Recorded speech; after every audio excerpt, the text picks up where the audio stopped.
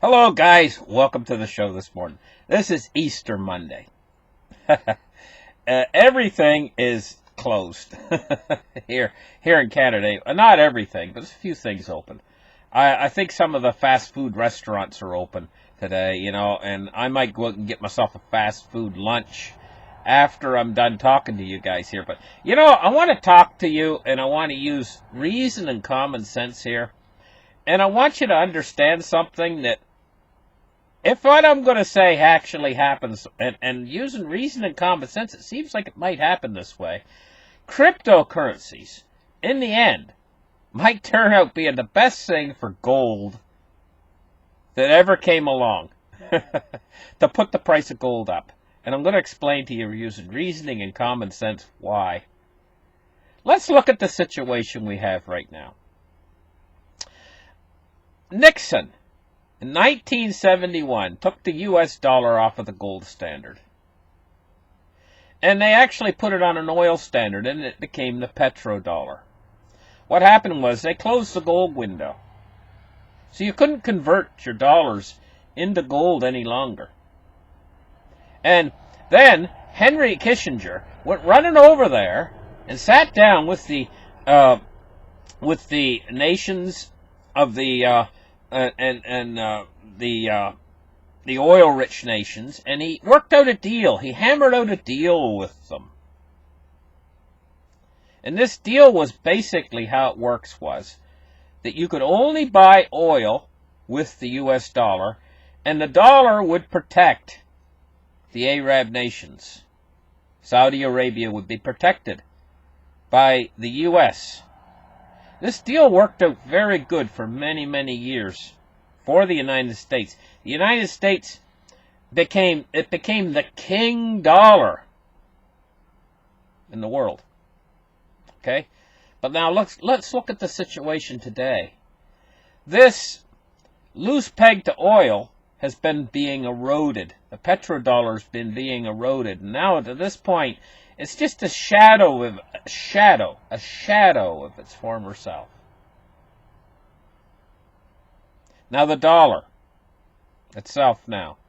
At this point, for all intensive purposes, it's been mostly broken free of its peg to oil. All of the other world's currencies are all pegged to the dollar. So now what have we got supporting the dollar? Mostly, it's the good faith and will of the United States government. The dollar is becoming a fiat currency now at this point. This is a very poor situation indeed for the dollar. And we see it expressing itself in inflation. Right now, there's inflation. But they are ignoring this inflation. And they are saying that the inflation rate is extremely low, and they're saying that they want more inflation. Well, they're mostly voting for more inflation because they want to continue on with their monetary policies, which is exacerbating this situation even further. And this is what's fueling the rise in the cryptocurrencies. It's not going to stop, guys. Objects in motion. Newton's law of motion. Objects in motion tend to stay in motion. And so what we see right now is we see a motion happening here, where if there's any sort of, how can I say it, deflationary pressures on the dollar, any sort of a problem that occurs, like the stock market starts to fall a little bit, they come rushing into the rescue with the Federal Reserve. This is not going to go away. It's going to continue, and it's going to continue to erode at the dollar. Now, we see the cryptocurrencies, the rise of the cryptocurrencies. This is also something that's in motion, and its tendency is not to stop. It's going to continue to rise. But right now, it's not representing too much of a problem to the dollar. The dollar is still the de facto world currency, is so big, so powerful, that an awful lot of analysts out there who look at this whole entire situation, they say to themselves, well, there's no place else to go. We have to go into the dollar. There's nothing else. They don't see this train, this runaway train of cryptocurrencies rapidly approaching from behind. They don't see it yet because it's still small. People were starting to notice it when it went up to $750 billion, nearly $1 trillion. But now that it's fell back down to under $200 billion, it's barely noticeable at this point. But it's in motion too. It's in motion, and it's speeding down the track. It's barreling down the track right now at this point. It's a new technology, and at a certain point, it's going to become noticeable. It's almost like a horse race. When you've got many, many horses on the field, and there's a horse in behind that's going so much faster than the other horses. At first, he's not noticeable. You're looking at the front of the field. You're looking at all these horses that are in the lead, and you're watching them. But the horse that's barreling in from behind, you don't really take too much notice of him. Until he starts to get up into the pack, and you can see he's moving faster than the others. Well, cryptocurrencies is not there yet. It's not up in the pack yet, and it's not actually becoming too much noticeable to the system. So when it does get up there, and it will, because it's an object in motion, and it's speeding extremely fast, it will get there. They're going to take notice of it at a certain point. And they're going to react to it at a certain point. It's this reaction. What are they going to do? Now, if we analyze this in a very methodical fashion, we have to think, well, what are their options? Try to ban cryptocurrency? It doesn't seem to actually work. It's a worldwide phenomenon. And the entire ledger of the cryptocurrency, de facto cryptocurrency, which I'm talking about, which is Bitcoin, the entire ledger can be stored on any computer anywhere. You'd basically have to get rid of it. You'd have to rip up the internet and destroy every computer on Earth. Not a viable option. If you try to ban it, it'll go underground in the particular country you ban it in. Russia tried to ban it. Doesn't really work. So that's not really an option. So what's another option? Compete with it. And this is an option I believe that they are going to try once it becomes a problem. Once it becomes a huge problem, they're going to try to compete with it. Also, competing with cryptocurrency is going to fit into their playbook. And the reason why is because the dollar is it's outdated technology. Physical cash is outdated technology. They're going to want to move up and keep up with the times. They're going to want to digitalize. They've already digitalized the dollar, but they're going to want to complete that effort by moving into the new technology, blockchain technology.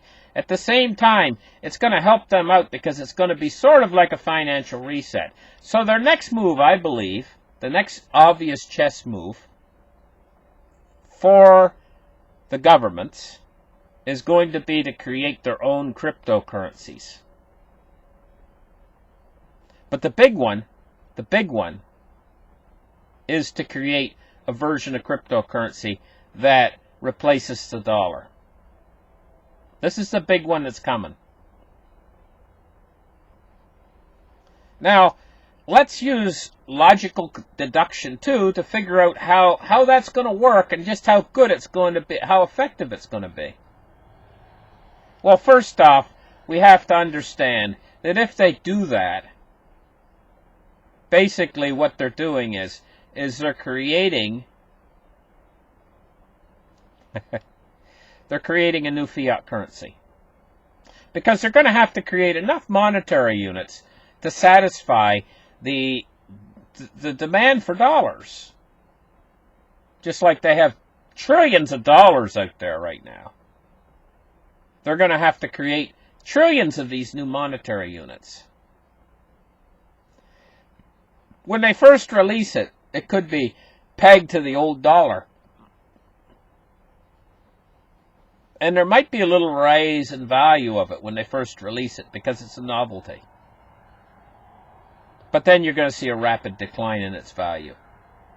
Just like the old dollar, because it's nothing more than fiat. It's just a new digital blockchain form of fiat. And immediately it'll start failing. People won't have confidence in it. And the reason why they brought it out was because people were losing confidence in the original dollar. The old paper dollar. So, it'll work for a little while, but not a very long period of time. Okay, so we're looking into the future here. By that time, now this is in the future, Bitcoin and the cryptocurrencies will be a much huger problem than they are now, coexisting with the fiat currencies. And also the fact that they're always going up in value and continue to go up in value, and the fiat currencies are going down, they're going to be extremely popular, the cryptocurrencies, by that time. And they're going to be a huge problem because the market cap on them will be much, much, much greater than they are now. Tremendously bigger. And the government will be trying to fight them any way they can. So this new cryptographic blockchain technology digital dollar that they create, after a period of months, they'll be able to see that it's failing. And when they see that it's failing, they're going to be left with, what are we going to do now? Using logic and deduction and common sense, there's only one direction that they can move then. Because they have to create enough monetary units to be able to make it a viable currency. In other words, trillions of monetary units. And they have to be able to retain the value of those trillions of monetary units. There's only one answer left. There's only one place for them to turn. Gold. They're going to have to then change from their new digital fiat blockchain. They're going to have to dump it too, because it's going to be losing value so fast. And they're going to have to go back to a gold standard. But there's a problem here. They're going to need trillions of monetary units in this new gold standard currency. And this is what they're going to be, in the end, forced into. The cryptocurrencies are going to force them there to combat the cryptocurrencies. So they're going to release a new dollar that's going to probably be blockchain, but at the same time, it's probably going to be backed by gold. Well, guess what's going to happen, guys? It's going to be a no-brainer. I think you guys can already guess. Now, we're probably looking 5, maybe 10 years into the future here, when they release this new cryptographic blockchain technology, digital dollar that's backed by gold. They're going to need gold reserves. It might be 5 years from now, it might be 10 years from now, but it's coming. What do you think is going to be the result of releasing this? Well, I'm going to tell you what the result's going to be. This is going to work. They're going to finally have something that's going to work, that's going to be able to coexist along with the cryptographic